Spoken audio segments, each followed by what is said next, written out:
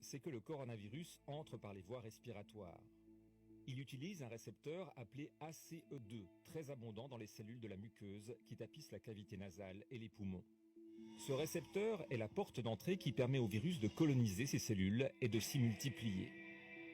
De là, les virus vont se disséminer dans la trachée, les poumons et les bronches qui sont les cibles précoces de l'envahisseur.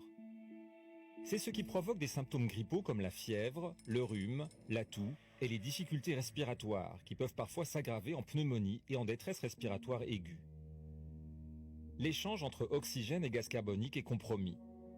Au début, on a donc pensé que c'était une maladie pulmonaire.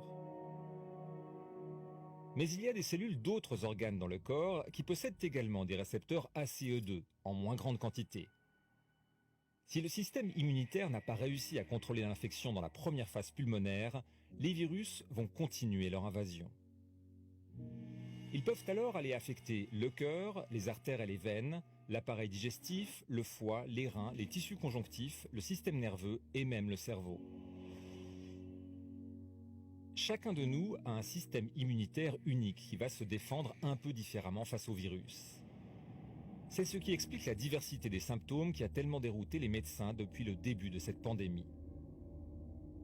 Le spectre va d'aucun symptôme à la catastrophe totale, en passant par des effets surprenants comme la perte du goût et de l'odorat.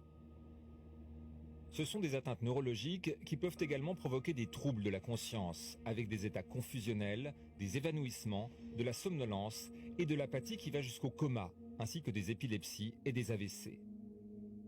On a aussi observé d'étranges atteintes vasculaires avec des éruptions cutanées, des problèmes aux extrémités des mains et des pieds qui ressemblent à des engelures.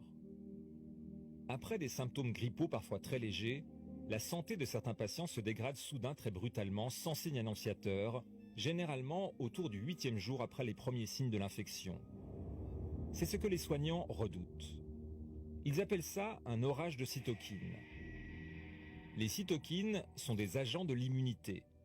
Ils sont mobilisés en trop grand nombre par une réaction disproportionnée du système immunitaire.